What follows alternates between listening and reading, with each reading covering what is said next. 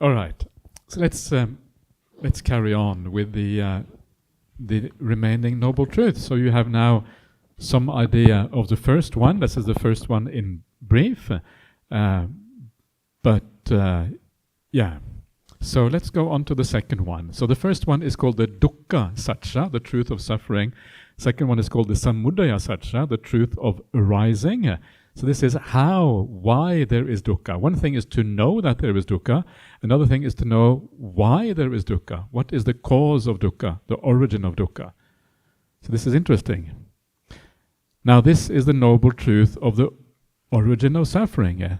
It's the craving that leads to future lives, mixed up with relishing and greed, taking pleasure wherever it lands.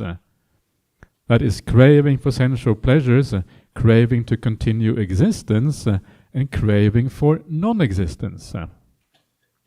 That's the second noble truth. So what do you reckon? Is it good?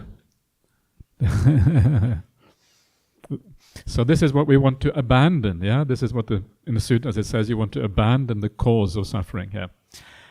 So it is a very specific kind of craving. This is the first thing you will notice here. It's not any kind of craving here. Yeah, it's a craving that leads to future lives. And so one of the important things about the Four Noble Truths is that they are all about this idea of rebirth. Yeah, here we talk about future lives. We saw the idea of rebirth in the first Noble Truth. The third Noble Truth is to abandon this very craving. That is the craving that leads to future lives. And the fourth Noble Truth includes right view, which is part of that is the right view of future lives, of rebirth.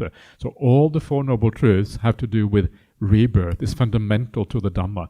I don't know if I need to tell you, you probably know this already, but good to kind of keep that in mind. So it's a very specific kind of craving here. So what is that craving? But before we get to the details of what that craving is, it is mixed up with relishing and greed. Nandi raga sahagataha. Yeah, and the nandi and the raga is really just another word for craving. Yeah, raga is just these strong desires that you have as a human being.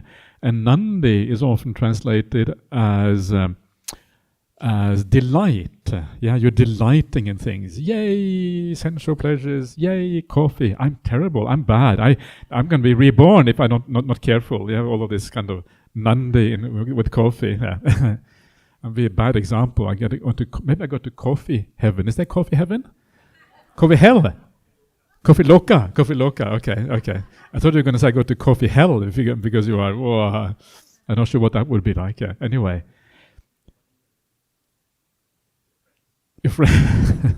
Okay. So basically this is just to point out that craving can be understood from different angles, yeah? And so you can have different words or vocabulary that you use for that craving, and that is kind of important. Now it is important, I think the Buddha uses the word craving, the Pali word tanha, for a particular reason. Tanha actually means thirst.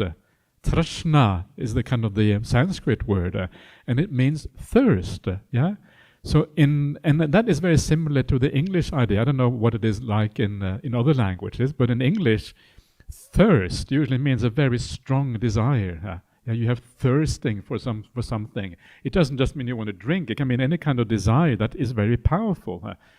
And the same thing, I think, is the idea here in the Pali language. Trishna, tanha is a very strong kind of desire. As a craving is a good translation, because craving is also, you crave for something, means it's a strong desire. And so all of the things that are the problem here are these strong desires. And so an arahant, when you become arahant, you don't have those strong desires anymore. You still have desires, but they are much weaker. And whether you can even call them craving is a good question, but they are kind of a weaker kind of desires. This is what this is referring to, yeah?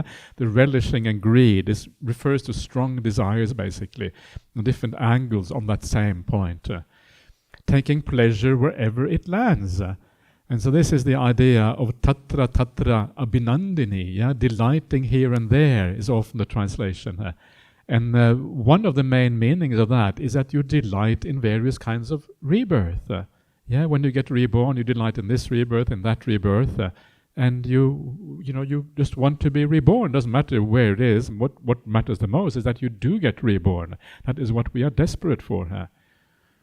I mentioned this before as one of the problems on the Buddhist path. If you ask Buddhists, you will ask them, do you want to get reborn? They say, no, I don't want to get reborn. Well, have you considered what that means? It means you don't get reborn. Oh, okay. Well, maybe I want to get reborn after all. And this is the thing, the desire to exist is a very powerful drive, and we know theoretically that we're not supposed to want to get reborn, but actually deep down we would rather get reborn. Because not getting reborn is actually worse.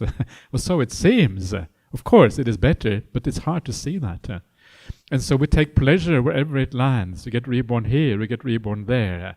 It also means that in this life you take pleasure in the various kind of things. Tatra abhinandani. You delight in this and that. And that means you will travel around the world delighting in this kind of food and that kind of food, delighting in seeing the sights here and there, enjoying the things in the world. Wow, the world is so nice, so many wonderful things to see in the world. Yay! Travel around the globe. Actually, it's just more of the same, right? Okay, so what if it is Chinese food or Indian food or French food or whatever? It's just food, yeah? It tastes a little bit different, but what is the big deal? It is still food, ultimately. You go and see the sights in the world. They are a similar kind of sight. It's just someone constructed something fancy, yeah? And now you see it, the Great Wall of China. Okay, it's a bunch of rocks on top of each other, right? That's what it is, basically. It's not such a big deal. And so you go and see some kind of, old castle in Europe or whatever. I guess it's not all that interesting, actually, at the end of the day. What is really interesting is found on the spiritual path, not by traveling around the world. And so you take pleasure in all of this kind of thing, and there's endless variety in the human realm. So you can always, if you take pleasure in those things, you will never come to an end, because there is endless variety, and there's always people creating new stuff. This is one of the reasons why we put artists on the pedestal, because they create stuff, and then we can enjoy it afterwards. Architects, wow, building these amazing things. Taj Mahal, yay! Sometimes when people go on a pilgrimage to India, they take in Taj Mahal. And that's kind of missing the point. That's the complete opposite of the Dhamma. It's the anti-Dhamma. Why are you going to see the anti-Dhamma when you are traveling around to see the Dhamma? And so this is kind of part of the problem. So you're taking pleasure everywhere. So I apologize for those of you who maybe think I don't know what you think. Anyway, so what is this craving? Is the craving for sensual pleasures, craving to continue existence, craving for non-existence. These are the three kinds of craving that drive the rebirth process.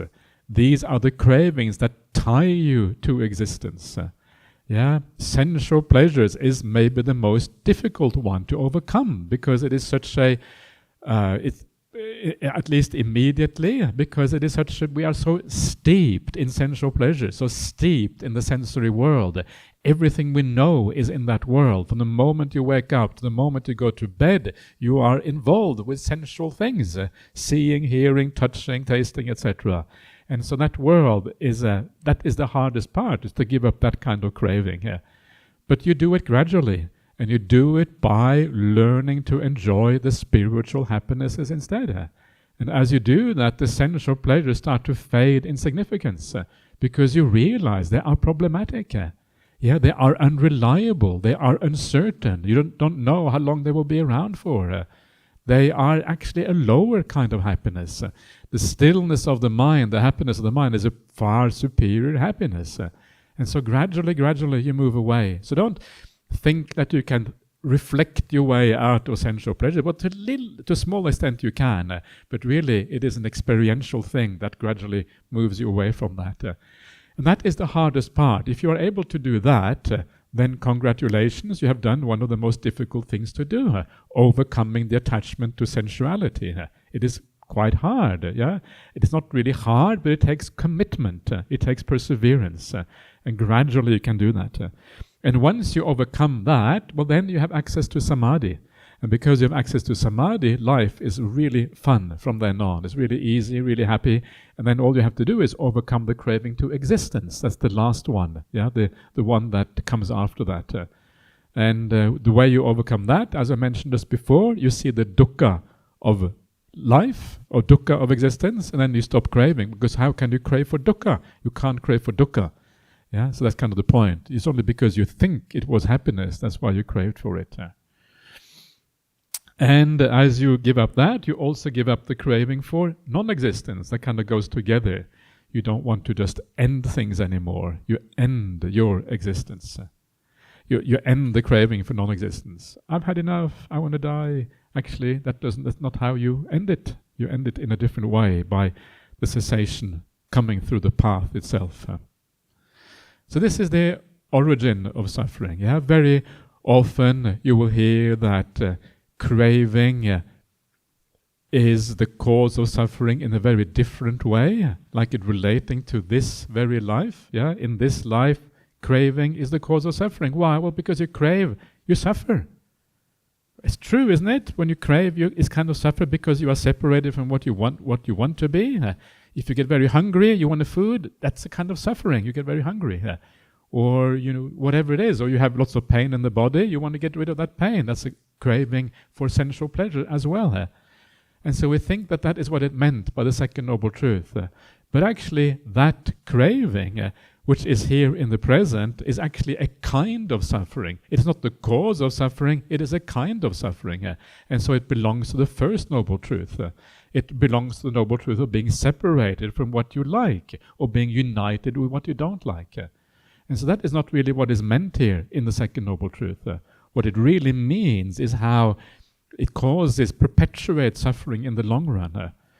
Does craving cause suffering right here in this life? It can do. If based on that craving you do silly things, then it can lead to suffering. But that is not really what is meant here in the second noble truth. It's much more profound than this. So this is quite profound and quite hard to see how that craving leads to rebirth. It kind of drives that process. Let's move on to the third noble truth. Now this is the noble truth of the ending of suffering. It's the fading away and cessation of that very same craving, with nothing left over, giving it away, letting it go, releasing it, not clinging to it. So that very same craving, the craving that leads to rebirth, that is the one that we want to fade away and cease. And that's kind of significant that you have this idea of fading away and cessation. This is viraga nirodho. Viraga is fading away, nirodha is cessation. Tassayeva tanhaya asesa viraga nirodho.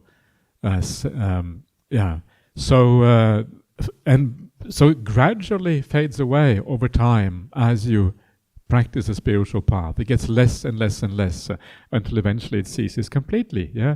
And this is one of the benefits of the practice, is that craving becomes less. And when you crave less, you have less suffering, because craving itself is suffering, as we just mentioned before. So there's a gradual fading away of that craving until one day when you gain big insight, that is when it ceases, because you understand that you have been holding a coal in your hand all the time, a blazing hot coal.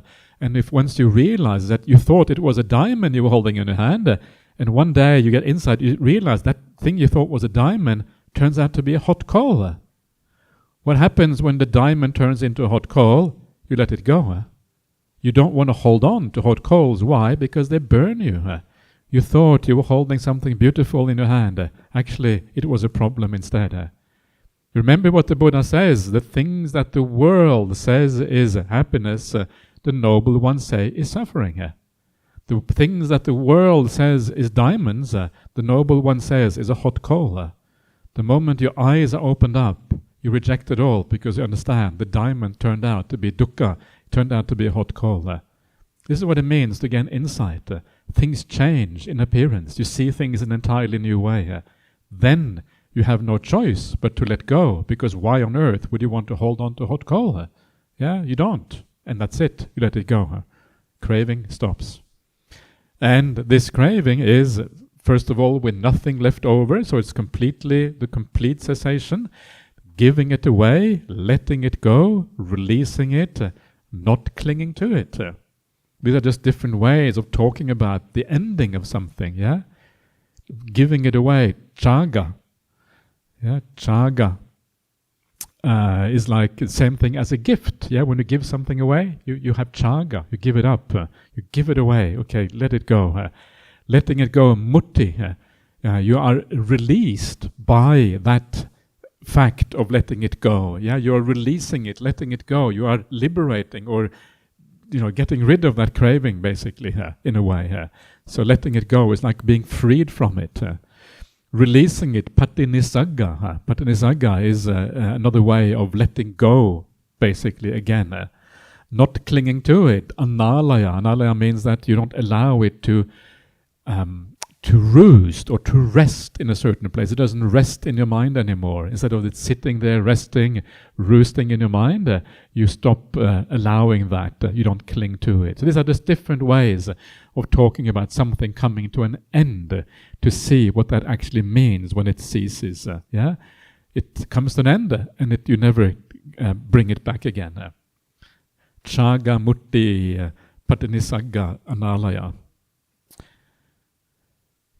So, that is the third noble truth.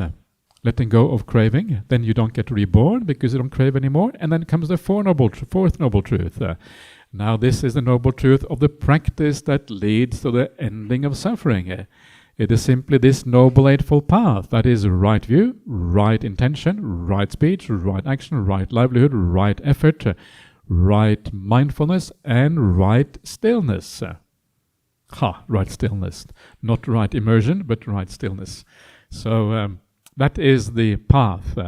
And of course, what is one of the things that's interesting about this is that understanding the path is itself an insight. So we approximate to that path.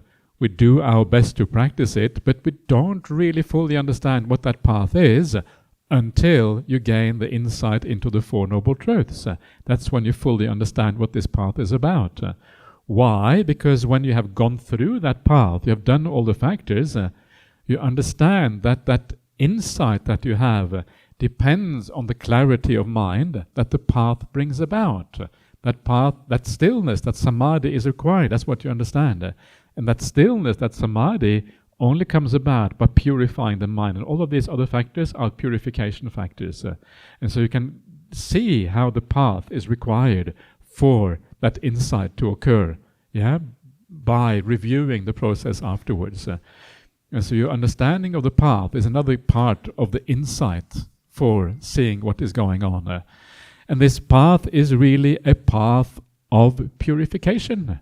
All of these aspects are purifying yourself, starting in a sense with right intention. Right view is more like the foundation of everything. And the right intention is the intention or the motivation to purify yourself. You want to give up vyapada, you want to give up vihingsa, you want to give up the sensuality. So it is this movement of the mind towards purifying yourself. And that movement of the mind, that aim, that purpose, that goal of purification then becomes expressed through right speech, right action, right livelihood. Then right effort, which is the purification aspect of the mind. You want to get rid of the bad thoughts as well, and all of these kind of things. And so all of that then becomes part of this process of purification.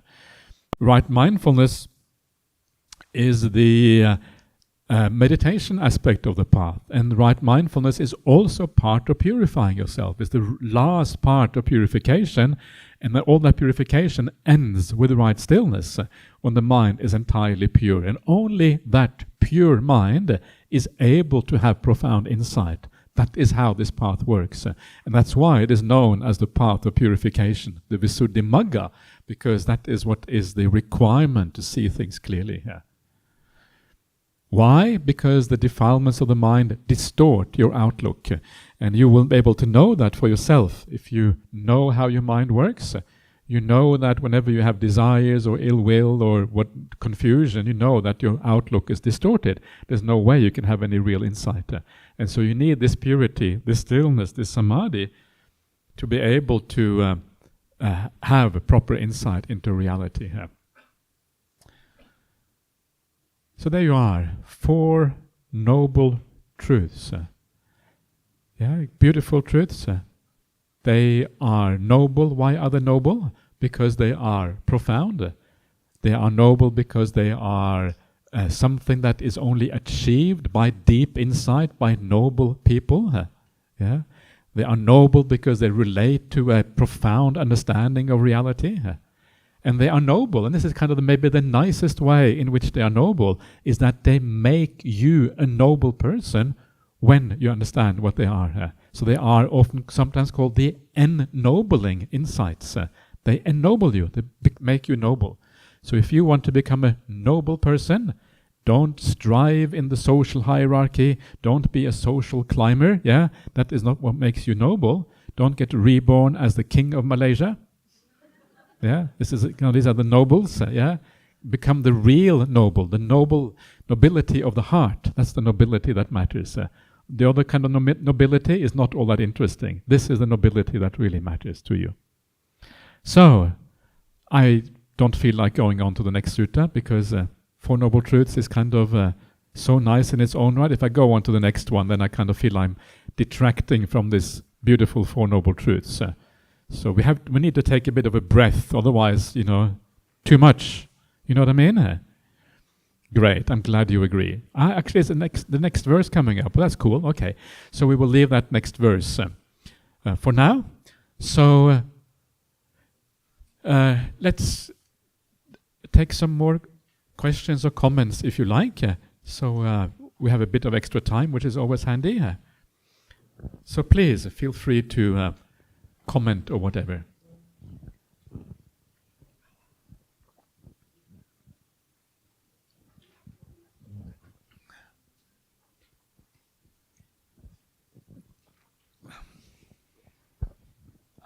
Ajahn, so this is the first sermon of the Buddha to the 5 bhikkhus, and then when I first read this sutta, I was wondering, the Buddha mentioned the Noble Eightfold Path, and without explaining what those Eightfold Path entails, and how could they understand what Buddha meant by Noble Eightfold Path, and then Anya Kondanya immediately understood or is it is this something that is found in the Samana movement or the Brahmanical teaching? Thank you. That's a good question. It's a question that is it's good to ask these questions because it makes you think about the suttas in a different way. So that's good. So the first thing is that the Noble Eightfold Path, as far as I think anyone knows, is not found in the Brahmanical teachings, the Vedas. It's not found in the Vedas at all. Some things are found in the Vedas, but not this. And I think the way even sati or mindfulness is used in the suttas, for example, is not really found in the Vedas. And so this would be a new teaching here. And it's not just that, but if you think about the 5 aggregates, for example, the 5 khandhas, that is really a very Buddhist idea. It's not found anywhere in the Vedas. So when you say that here, it just says the 5 aggregates. It doesn't say what they are, even in the first. Panchapadana khandha. What is that? And how on earth would they know what that means, even? And so that is I think a significant question, and I think that one of the answer is that when you compare the Dhammacakkappavattana Sutta in the Pali compared to how it is found in, for example, in Chinese or Tibetan or Sanskrit or whatever, the various versions are a bit different. And so, for example, in the I can't remember where now, maybe Sanskrit or whatever, you find that it is divided up into different suttas. And so the first sutta would be the sutta on the middle way. And that makes really good sense, right? Because the Buddha has just been doing all the tormenting of the body. And then when he says, the middle way, give up the torment of the body, give up the sense indulgence, and find the middle way in between. And then he gives the Noble Eightfold Path right there at the very beginning. So the Noble Eightfold Path was explained, it seems, prior to the time when Anakondanya became an arahant, or a stream enter rather. So that seems to have been prior. And then later on, then he taught the Four Noble Truths, which is what we are seeing in the Dhammacakkappavattana Sutta. In the Dhammacakka, it's all put together into one teaching, as if it happened all at the same time. But in other schools, it seems it was divided up.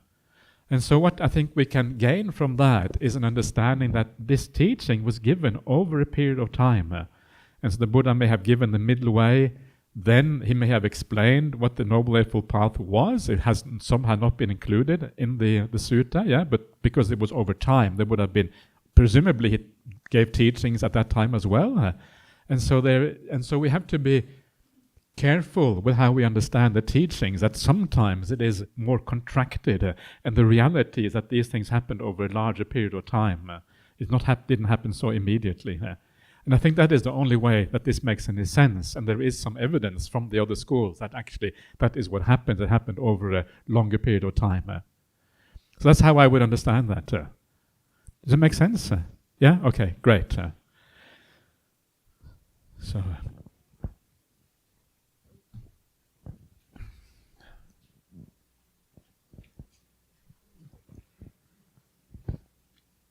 Ajahn.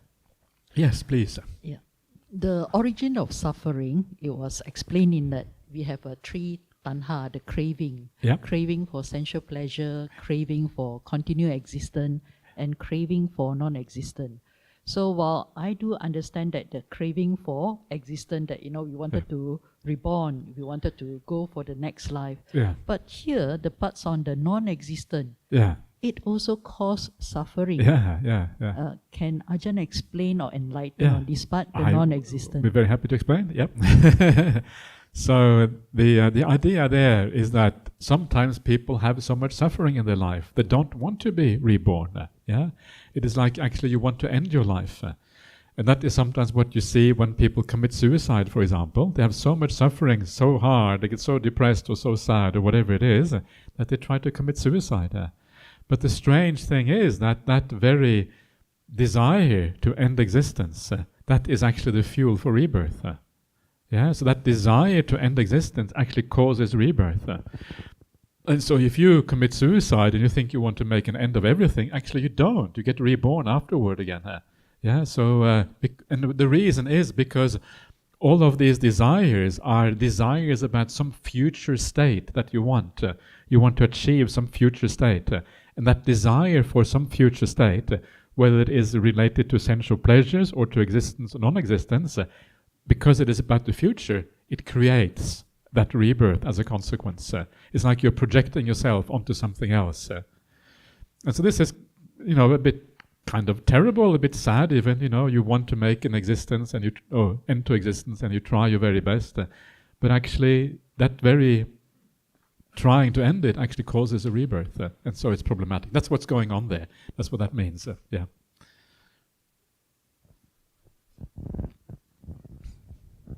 Ajahn, besides suicide, is there any other example for the craving for non-existence? Is there any other examples for non-existence? You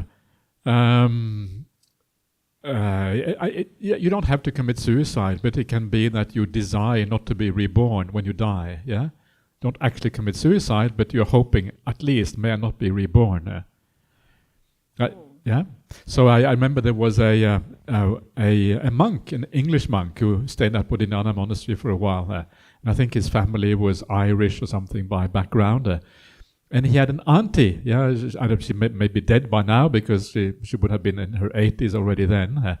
And he told me that when he told her that there is a rebirth, because he was a Buddhist monk, so he believed in rebirth, he told her, you might get reborn.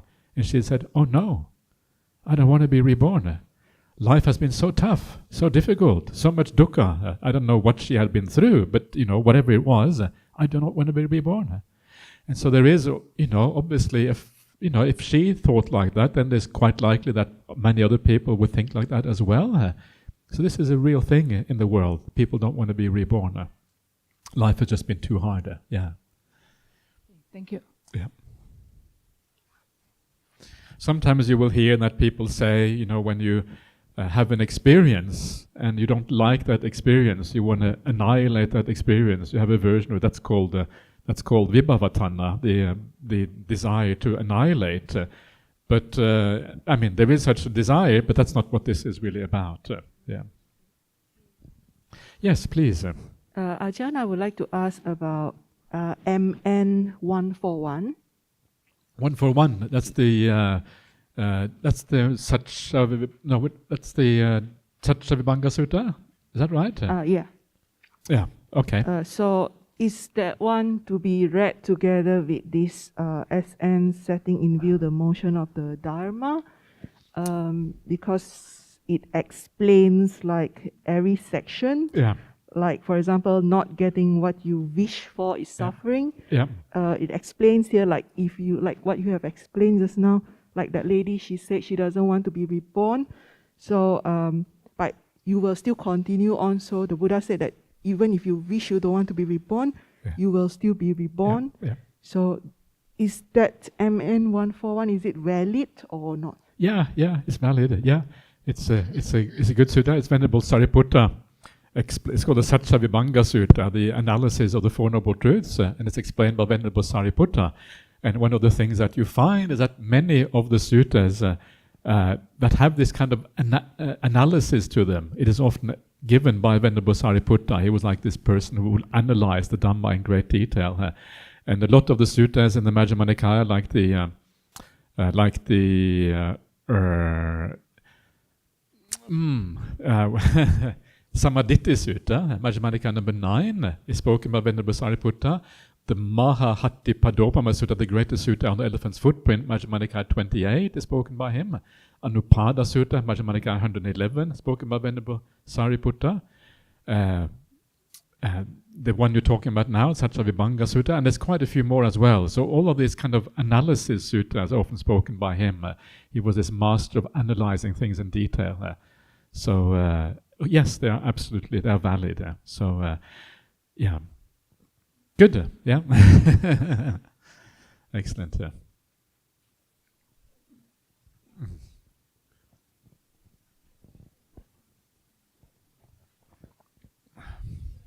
Yes, microphone is coming. Yeah. Ajahn, I've heard an Ajahn that has encouraged us to make aspirations, and the aspiration encouraged is that we should try to aspire to say we continue to get the opportunity to learn the Dhamma, practice with the Dhamma, and be with the Dhamma. So in that manner, that is in a way saying that we are accepting rebirth in our next life, is it? I don't know. I'm not sure exactly what he means by that. But if he means, maybe he's just referring to this lifetime, that may I aspire in this lifetime to be with Dhamma. The problem is that very often we will get reborn anyway. Yeah. And if you do get reborn, you might as well be with the Dhamma, right? Otherwise you have a problem. So in that sense, it is a good idea. But it is not so much about aspiration. I think that kind of aspiration, it probably not very, probably maybe positive, but the way it is talked about in the suttas is more like the Dhamma to the best of your ability in this life, so that when you come into your next life, you recognize the Dhamma. That is much more important. Making the aspiration, well, maybe it will work, maybe not, but the way the suttas talk about it, know as much as possible and practice as far as you can. Because if you bring those qualities of the Dhamma with you into your next life, then you have a higher level and you're more likely to recognize the Dhamma, and you can carry on from there. So try to understand the Dhamma. I think one of the biggest mistakes that Buddhists sometimes make is not understanding the suttas, being too concerned about listening to this teacher and that teacher. But that Dhamma that you learn from various teachers is not a universal Dhamma. It is a particular Dhamma that comes with that teacher. And when you get reborn, that Dhamma is not going to be there. The Dhamma of the Buddha is always around, because that is what we have all in common. That is what you will recognize. And so there is a danger with just listening to various teachers. And this is one of the reasons why the suttas are special, because they are universal. Everyone has that. So I would really recommend people to try to understand the suttas. And if you find it too boring to read yourself, some people don't really enjoy reading them. Okay, that's fine. Don't force yourself to read them, but come to these little retreats that we do, or something which is a bit more engaging, and then hopefully you can get a bit more insight into what the suttas are. Yeah, I think that is more important than aspirations, actually. Thank you, Ajahn.